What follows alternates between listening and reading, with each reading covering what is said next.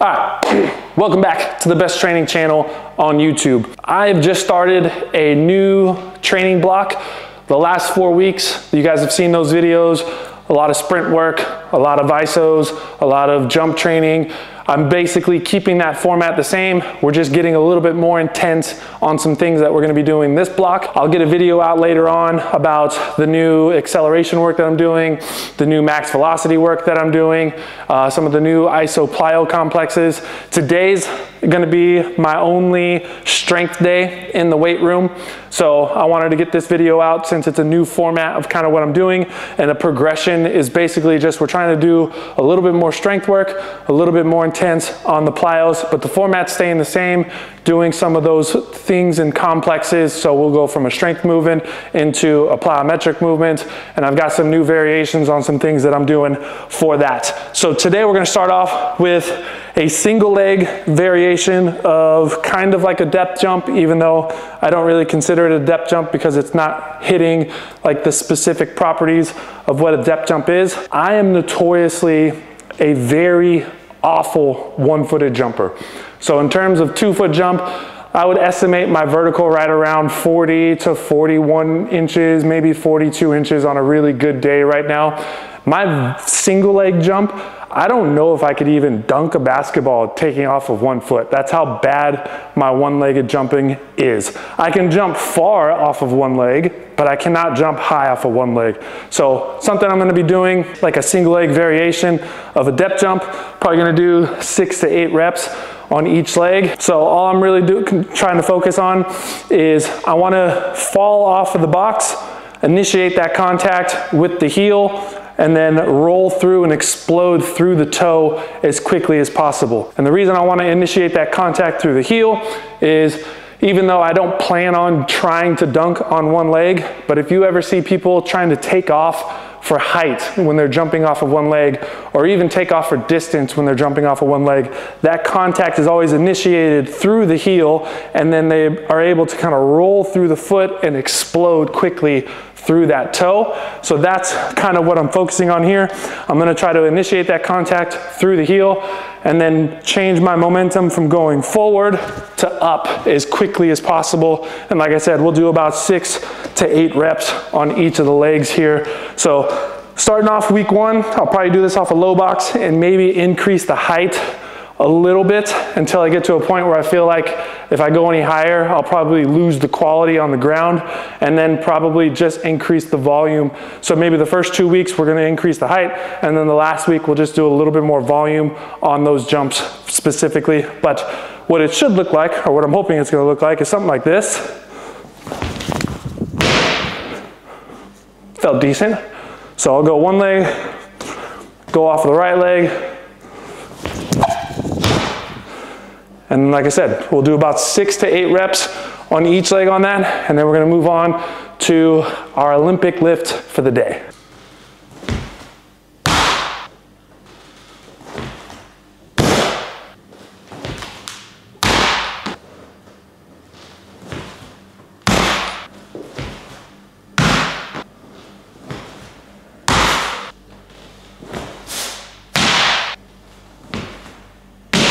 I've done a few warm-up sets. I'm gonna knock out my first set here on the hang cleans, and then I'm gonna kind of explain why I chose to do hang cleans during this phase of my training.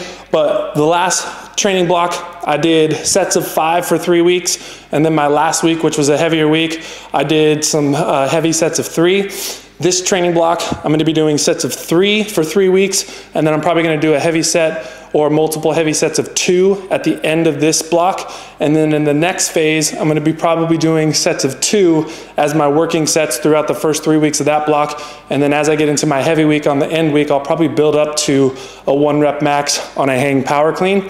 But the way that I'm gonna be focusing on this is just trying to knock these reps out quickly, get down into my bottom position, and then back out of my bottom position to get the bar up to my shoulders as quickly as possible. So I'm gonna knock out my first set of 4 here real quick.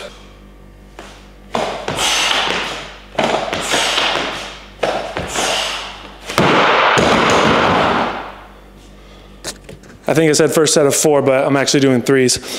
But the reason I'm doing this hang variation, where I'm getting down into that bottom position and back out, pairs really well with the ISOs that I'm doing and kind of like the specifics of jump training that I'm focusing on right now. A lot of the plyos that I've been doing have been about getting in and out of that eccentric load quickly. So the hang clean kind of accentuates that with just a little bit more mass, obviously moving a heavier barbell. Also pairing that with a lot of the ISOs that I've been doing for this phase is the stronger you can get isometrically, it has been shown that it can help you with creating more force, building a little bit more strength, specifically in the tendons. But there's also a big muscle adaptation that happens with that, because when you're in a yielding isometric, especially when it's loaded pretty heavily, your muscle isn't just stretched and staying static. It's actually firing at a very high rate, going back and forth from eccentric to concentric to try to hold that position that you're in. So as you're in that position, if you've ever done a really heavy isometric and you start to like shake, the shaking is part of that result of those muscles wanting to fire as quickly as possible and just accumulating fatigue over the 30, 45 seconds that you may be holding that position. But isometrics specific to jumping help that transition of getting into your load and then into your explode. So the stronger you can be isometrically, the more load through the stretch that you can create, which should allow for the more explode through the concentric phase that you can create. So being very strong isometrically can help you handle creating more of a stretch fast, so creating that stretch as quickly as possible. And then there is going to be a very short, like millisecond phase where there is an isometric position before you get into that explode. So the stronger you can be isometrically, the more load you can handle and the more you can take that eccentric load and transition it into a concentric load or a concentric force. So rate of force development, which basically means just producing high amounts of force very quickly. So that's the reason why I'm doing this hang, is because I'm trying to get into a very loaded position and then explode out of that loaded position as quickly as possible. So for me, it makes sense on why I chose this variation. Like I said previously, probably, I don't know, 3, 4 videos, maybe 5 videos ago when I started doing my isometrics, I'm not very well versed in the isometric world. This is something that I've been researching over the last probably 3 to 4 months and trying to implement some of the things that I'm learning. So this is my understanding of it. Maybe it's not scientifically exactly precise, but my understanding of the isometrics when it comes to being able to produce force is it's very good at that transition. It's the bridge between being able to load a muscle very quickly and then explode out of that very quickly. So that's the reason why I've chose these hang variations. So I'm gonna knock out one more set here.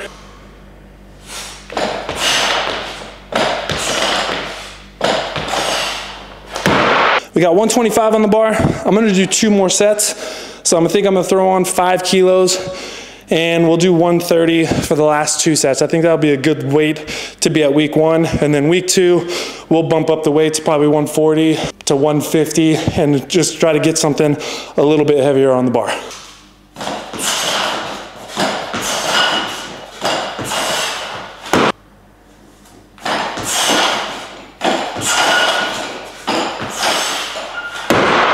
All right, so I didn't get to edit the video and get it up yesterday the way that I planned. So I figured today I would just continue the video, make today's video a 2-part video. So yesterday's lower, today's upper, to kind of give you guys an insight on what that looks like.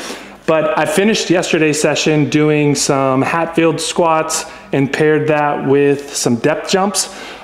Basically just creating some sort of a power complex, so like a heavier compound movement into something that's going to be a lot more power driven. So going from the heavy compound Hatfield squat into the depth jump, it works really well. I chose the depth jump specifically because I thought depth jumps are going to give me a good stimulus to kind of prep me for the training sessions I'm gonna be at in Austin. We're gonna have some dunk sessions. We're gonna go out and have some sprint sessions. So just throwing in a little bit of some depth jumps and some shock method training to kind of prep the legs to get a little bit more springy over the next couple weeks before we get to Austin. So that was the finish of yesterday's session. Today's session is an upper body day.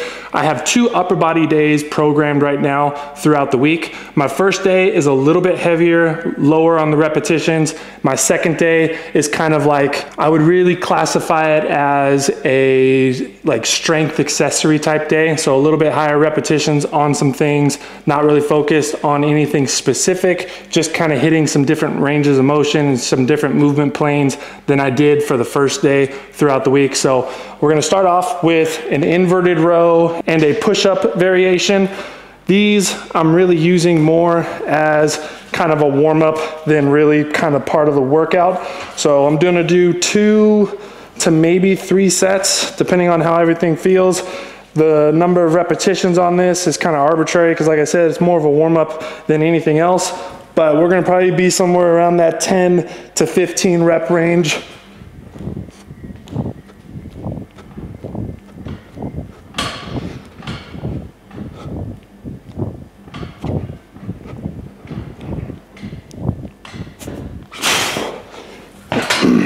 So really it's just kind of like pick a pull, pick a push, do some repetitions, get the blood moving, feel those muscles turning on before we get into our first main movement, which today is going to be a dumbbell incline press.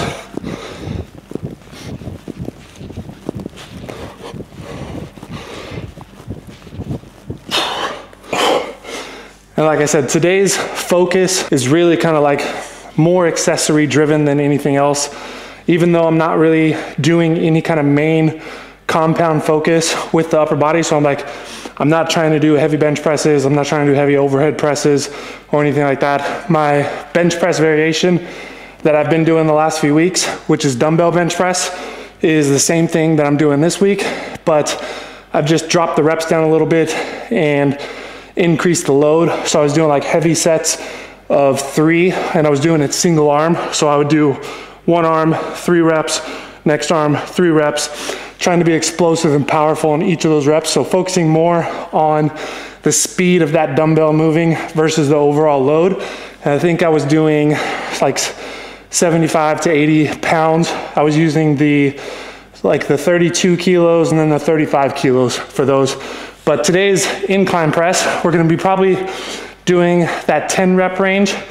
And I'm probably gonna stay closer to like the 25 kilo range. So like 55-ish pounds for those, and not really focusing too much on that overall load, more so on just being like fast explosive reps for those 10. I'm gonna do 1 more set on the inverted row and push-ups.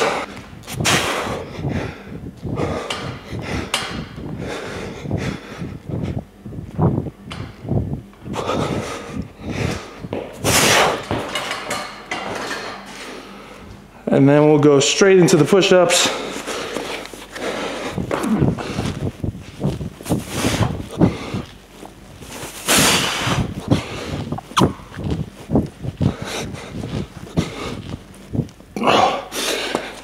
And I'm using these boxes on the push-ups just to try to get a little bit more range of motion on that. So it allows me to kind of dip my chest through, get a good stretch in the shoulders, in the chest, additional kind of warm up and prep for the dumbbell incline press that I'm about to do. So we're gonna move the camera around, do a couple warm up sets, and then we'll knock out some incline press. All right, so we're gonna start off 10 reps on an incline press, focusing on speed of the movement. And then we're gonna do 10 reps on each arm of kind of a single arm rowing variation. I want that row to be an overhead pull versus kind of like a straight dumbbell row or a bent over row, because it's gonna complement the dumbbell incline press that I'm doing. So I'm gonna be pressing kind of at an angle overhead, and I'm also going to be rowing at an angle overhead. I think on Monday, if I remember correctly, when I did my bench press, I was doing bench press and dumbbell rows. So those 2 movements kind of followed the same plane and range of motion. So I'm gonna keep that kind of set up for today's focus with my main movements. So 10 reps.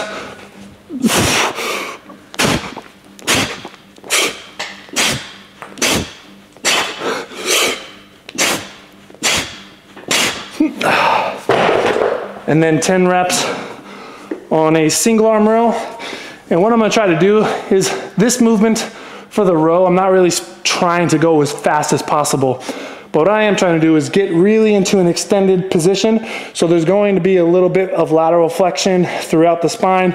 And then I'm gonna be trying to pull down with the elbow and getting a little bit lateral flexion on the spine on that same side. And another thing I'm gonna do is, as I bring my arm out to the top, I'm actually gonna kind of internally rotate through the shoulder to try to get a little bit more of a stretch there. And then as I pull down, gonna kind of externally rotate and bring that elbow back behind me as far as possible. So we're not worried too much about speed on this specific movement.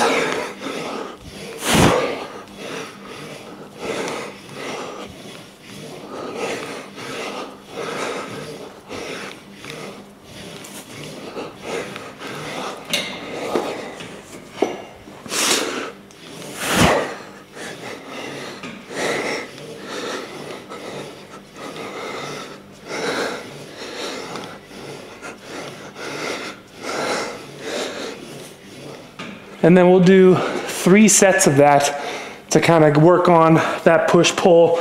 And this is what I'm considering kind of my main movement for the day, because it's kind of a compound movement, not really isolation, even though it kind of is isolation. But I'm trying to focus on just 2 movements, pair them together, cut the time down for how much time I'm gonna be spending in the gym today. Today's session is probably gonna be less than 40 minutes total with everything that I'm doing. Another thing though is an update on kind of the secondary goals that I've had for this training phase. And if you've watched from the beginning, which would have been a few weeks ago, I'm on week 5 of this kind of vertical jump focus program. And at the beginning of this phase, I was around 98 kilos. And I had said specifically that one of my goals is I'm gonna try to drop down body weight a little bit to try to assist with the ability to jump higher and run faster. And at the same time, trying to keep relative strength somewhere close to where it was at. So this morning, I weighed in at just over 95 kilos. And that weight drop, 3 kilos over the course of about 6 weeks now, is a little bit on the faster side, but I had the goal of possibly getting down to 94.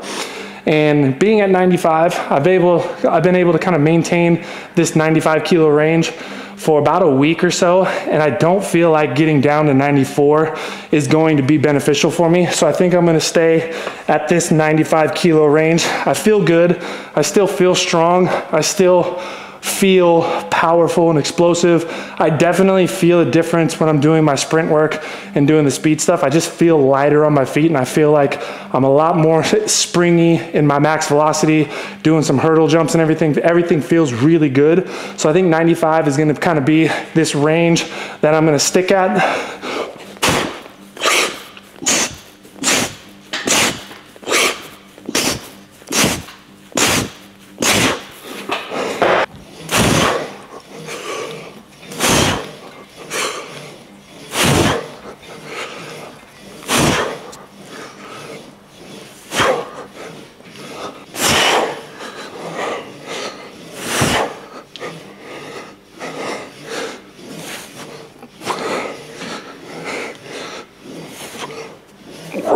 But the diet wasn't very extreme. I ended up, when I got down to about 96, I started counting my macros specifically for a good week and a half, and they were at roughly what I was kind of expecting them to be at. So I was right around 200 grams of protein, anywhere between 200 to 250. I noticed on the days that I would train really hard, my protein intake was probably a little bit higher, and the days like upper body day today that I'm not training super hard, my protein intake was actually lower.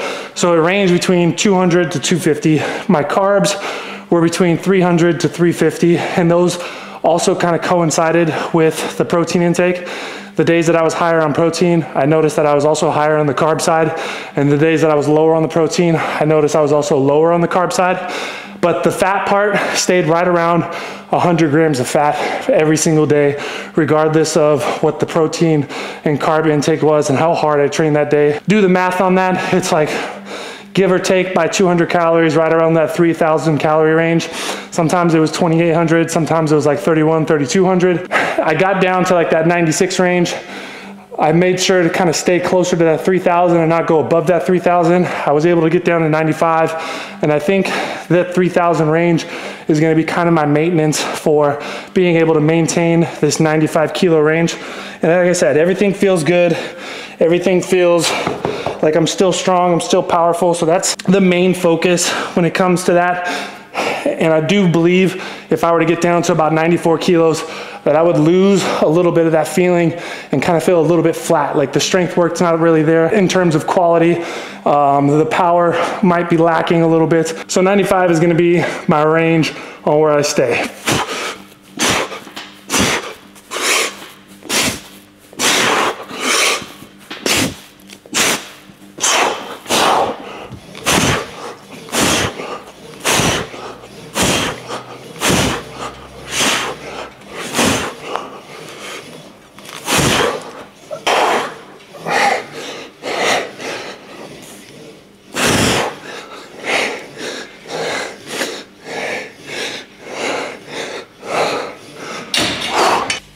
And for the sake of today's video being a double session, I'm gonna try to cut it off a little bit shorter here. So I'm gonna just finish up with a little bit of accessory work, meaning I'm gonna do some triceps and maybe a little bit of shoulder stuff. But I appreciate you guys for watching. Make sure to like and subscribe, and I'll see you guys in the next one.